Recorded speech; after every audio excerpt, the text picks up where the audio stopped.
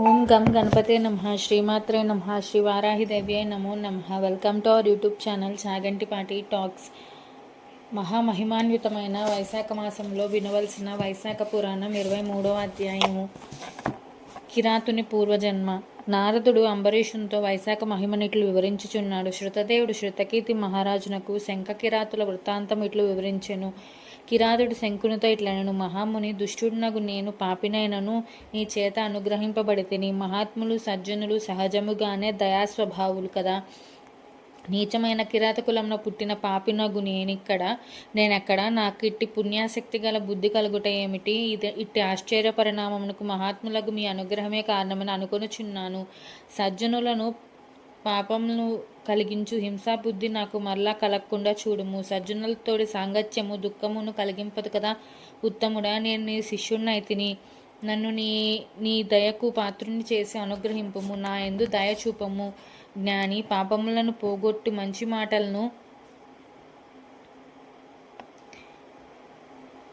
మాటలు చెప్పి నాకు తెలివి కలిగించు. మంచివారు చెప్పిన మాటలచే సంసార సముద్రమును జీవులు తరింతురు కదా.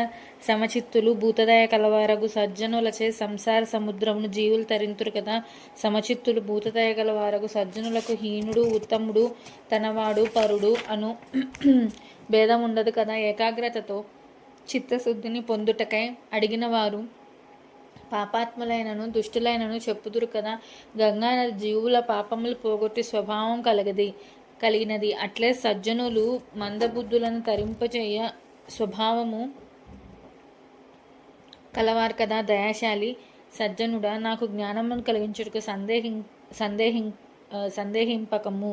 నీ సాంగత్యమునంది నీకు విధేయనగుట వలన నేను సేవించగోరుట వలన నాపై దయచూపుమని కిరాతుడు బహువిధముల శంకుని ప్రార్థించును. శంకుడు కిరాతుని మాటలను విని మరింత ఆశ్చర్యపడి ఇదంతయు వైశాఖ మహిమ అని తలచెను. కిరాతుని సంకల్పనకు మెచ్చి ఇట్లా నేను, కిరాతుడా, నీవు శుభమును గోరుచు సంసార సముద్రం దాటించునట్టి విష్ణు ప్రీతికరములగు వైశాఖ ధర్మములను ఆచరింపము. ఈ ఎండ నాకు మిక్కిలి బాధ కలిగించుచున్నది.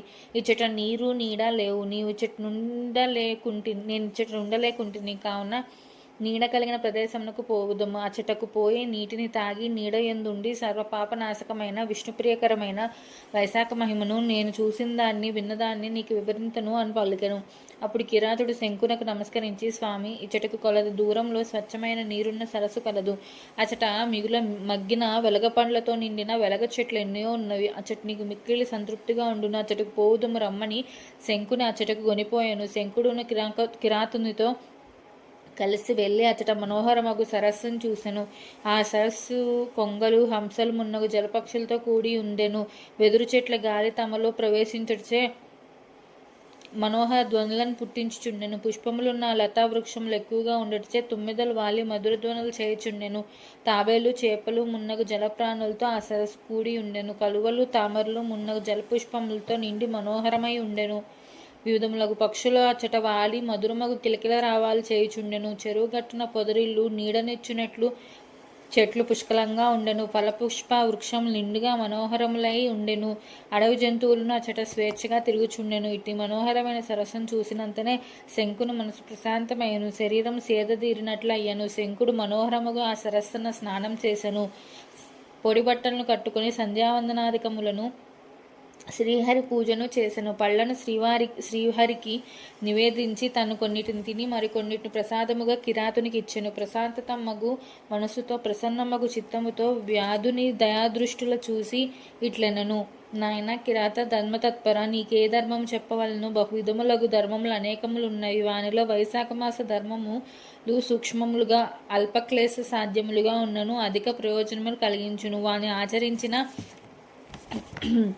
సర్వప్రాణులకును ఐహికములు ఆముష్మికముల నగు శుభలాభములు కలుగును. నీకే విధములకు ధర్మములు కావాలనో అడుగుమని పలికెను. అప్పుడు ఆ కిరాతుడు, స్వామి, అజ్ఞానాది పూర్ణముగు నిట్టి కిరాత జన్మ నాకేలా కలిగెను? ఈ విషయమును నాకు చెప్పదగినదని మీరు తలచినచో నాకు చెప్పకూడదును అని అడిగాను. అప్పుడు శంకుడు కొంతకాలం ధ్యాన నిమగ్నుడై ఇట్లుండెను. ఇట్లనెను, ఓయి, నీవు పూర్వమున శాకల నగరమున వసించు స్తంభుడను బ్రాహ్మణుడువు, శ్రీవత్సస గోత్రుడవు, వేదశాస్త్రాదలు చదివిన పండితుడవు. నీ భార్య పేరు కాంతిమతి. ఆమె సుందరి, ఉత్తమురాలు, పతివ్రత. కానీ నీ ఒక వేశ్యందు మనసు పడి ఆచారాదులు విడిచి శూద్రుని వలె ఆచార విహీనుడివై ఆ వేశ్యతో కాలం గడుపుతూ సుగుణవతి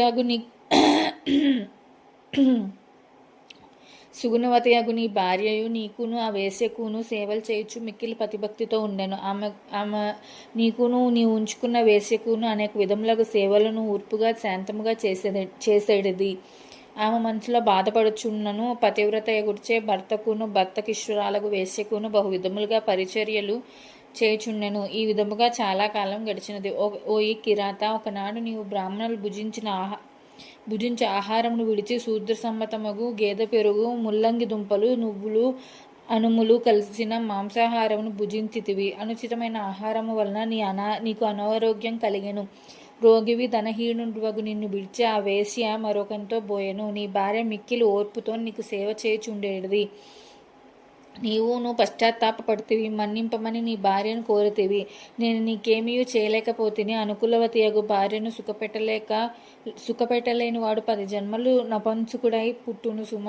నీ వంటి పతివ్రత అవమానించి నేను పెక్కు నీచ జన్మలొందుదును అని అనేక విధములుగా ఆమెతో బలికితివి. ఆమెయు, నాదా, నీవు దైన్యము వహింపకము, చేసిన దానికి సిగ్గుపడవలదు. నాకు మీపై కోపం లేదు. పూర్వజన్మలోని పాపములు బహువిధములుగా బాధించును. వానిని సహించిన వారు ఉత్తములు.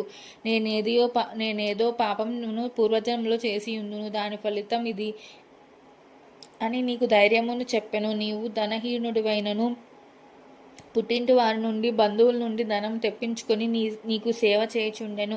నేను శ్రీహరిగా భావించి గౌరవించినది. వ్యాధిగ్రస్తుడివైన నీకు బహువిధములుగా సేవలను ఏవగించుకొనక భక్తి శ్రద్ధలతో చేసినది. నిన్ను రక్షింపుడని దేవతలందరినీ ప్రార్థించినది. భక్తకు ఆరోగ్యం కలిగించినచో చండికకు రక్తాన్నమును గేదె పెరుగుతో సమర్పింతును. గణేశునకు కుడుములను నివేదింతును. 10 శనివారాలు ఉపవాసం చేయుదును. మధురాహారమును, నేతిని, అలంకారములను, తైలాభ్యంగములను మానుదును అని బహువిధములుగా చాలామంది దేవతలకు మొక్కుకొనెను. ఒకనాడు దేవలడన్ ముని సాయం సమయమున ఆమె ఇంటికి వచ్చెను.